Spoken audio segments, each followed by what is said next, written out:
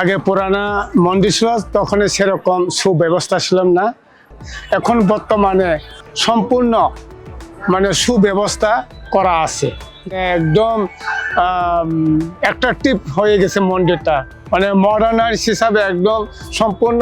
বিভিন্ন দেশ থেকে যারা আছে তাদেরকে আমি আমন্ত্রণ করে যাতে মায়ের টিপসনতে দেখা যায়, যাতে মানে আমরা ত্রিপুরা গর্ব এটা মানে যেভাবে সৌন্দর্য করে রাখছি এটা।